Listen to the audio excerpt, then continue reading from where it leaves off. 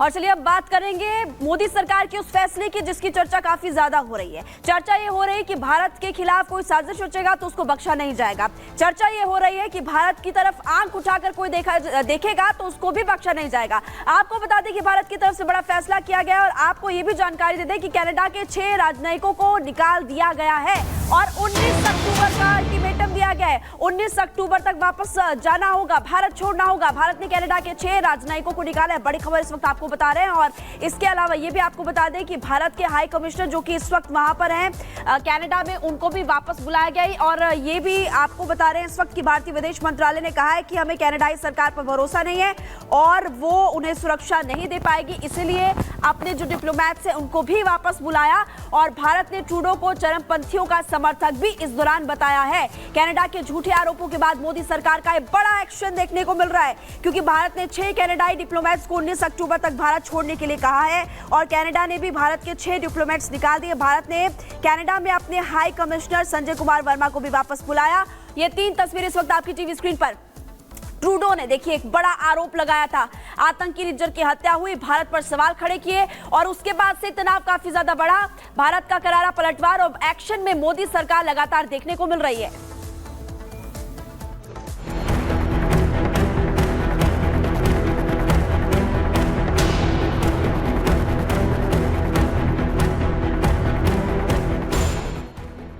Canada और भारत के बीच फिर बढ़ी तकरार। कनाडा के झूठ पर भारत का करारा पलटवार। सोमवार को कनाडा पुलिस की एक प्रेस कॉन्फ्रेंस हुई और उस प्रेस कॉन्फ्रेंस में भारत विरोधी जो जहर उगला गया उसने दोनों देशों के रिश्तों में एक बार फिर दूरियां पैदा कर दी हैं। क्योंकि इस प्रेस कॉन्फ्रेंस के ठीक बाद जब भारत ने इन आरोपों को सिरे से खारिज कर दिया तो कनाडा बौखला गया। सबसे पहले हम आपको रॉयल कैनेडियन माउंटेड पुलिस का वो बयान सुनाते हैं जिस पर विवाद शुरू हुआ। Investigations have revealed that Indian diplomats and consular officials based in Canada leveraged their official position to engage in clandestine activities, such as collecting information for the government of India, either directly or through their agents, and other individuals who acted voluntarily or through coercion. Evidence also shows that a wide variety of entities in Canada and abroad have been used by agents of the government of India to collect information. Some of these individuals and businesses were coerced and threatened into working with the government of India. The information collected by the government of India is then used to target members of the South Asian community. Canada police ठीक वही बात दोहरा रही है जो कुछ समय पहले वहां के प्रधानमंत्री ट्रूडो करते थे। अगर आप इन दोनों के बयानों को सुनेंगे तो शायद ही आपको पता चलेगा। कुछ महीनों पहले ट्रूडो भी यही मंत्र जपते आ रहे थे, लेकिन इस बार भारत ने कनाडा के बयान की सिर्फ आलोचना ही नहीं की, बल्कि भारत ने कड़े शब्दों में कनाडा को फटकार लगाई। भारत ने कनाडा के उच्चायुक्त को तलब किया। इसके बाद भारत ने कनाडा सरकार के आरोपों के खिलाफ कड़ा कदम उठाते हुए उच्चायुक्त समेत 6 राजनयिकों को निष्कासित कर दिया। निष्कासित राजनयिकों को 19 अक्टूबर तक भारत छोड़ने के निर्देश दे दिए गए हैं। भारत ने कनाडा से सभी 6 राजनयिकों को वापस बुला लिया है। इन अधिकारियों को कनाडा से निष्कासन का नोटिस मिल चुका है।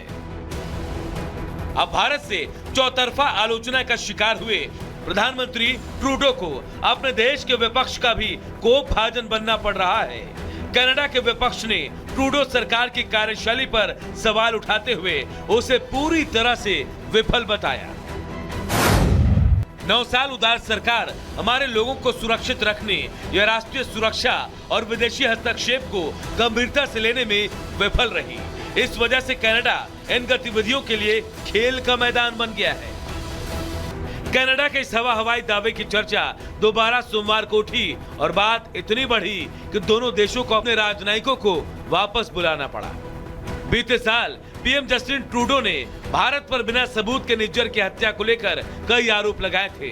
ट्रूडो ने दावा किया था कि भारत ने ही निज्जर को मरवाया है।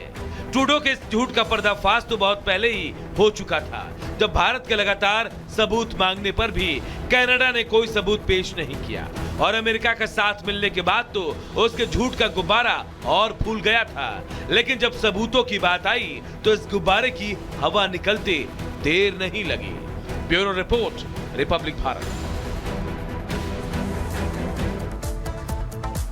हालांकि ट्रूडो का ये भारत विरोधी चेहरा पहली बार सामने नहीं आया है। पहले भी इसी तरीके से वो बयानबाजी करते रहे हैं और खालिस्तान के समर्थन में खड़े हुए नजर आते हैं। जो भी वहां पर कनाडा में प्रोटेस्ट होते हैं उन सब के बीच पहुंचते हैं। लेकिन मोदी सरकार ने किस तरीके से खबरदार किया है ट्रूडो को, वो भी आपको समझाते हैं। 6 डिप्लोमेट्स हैं जिन्हें भारत छोड़ने के आदेश जारी कर दिए गए हैं। लेकिन दूसरी तरफ क्योंकि अब चुनाव होने वाले कनाडा में, तो सवाल ये उठता है कि भारत विरोध से जीतेंगे ट्रूडो। कनाडा में अगले साल प्रधानमंत्री पद का चुनाव होने वाला है और इसकी कहीं ना कहीं तैयारियां भी चल रही है ताकि वहां पर रहने वाला एक जो बड़ा समूह उन्हें खुश किया जा सके।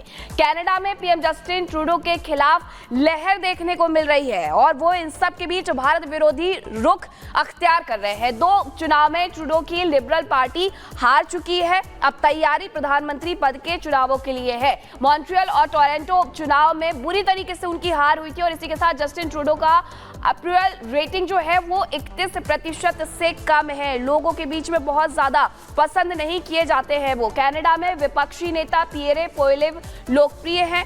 इनकी लोकप्रियता यानी जस्टिन ट्रूडो की लोकप्रियता कहीं ना कहीं घटती हुई नजर आ रही है। हार से बचने के लिए ट्रूडो की भारत विरोधी बयानबाजी जो है वो शुरू हो गई है और वही उनके जो बयान है वहां पर सुनने के लिए मिल रहे हैं। खालिस्तानी चरमपंथियों का समर्थन चाहते हैं ट्रूडो और यही वजह है कि भारत के बारे में वो अनाप शनाप बयानबाजी करते हैं। भारत विरोध से चरमपंथियों का समर्थन चाहते हैं ट्रूडो और इस तरीके से वो अपने इन चुनावों में लहर बनाते हुए नजर आना चाहते हैं। और इसी खबर पर विदेशी मामलों के जानकार रॉबिंद्र सचदेवा हमारे साथ जुड़ गए हैं। सर, जिस तरीके से हम देख रहे हैं कनाडा भारत पर बेबुनियाद आरोप लगा रहा है और बेशर्मी ऐसी है कि कोई सबूत हाथ नहीं है। लेकिन अगले साल कनाडा में प्रधानमंत्री का चुनाव है। जस्टिन ट्रूडो के खिलाफ वहां लहर दिख रही है, तो क्या भारत का विरोध करके ये चुनाव जीतेंगे?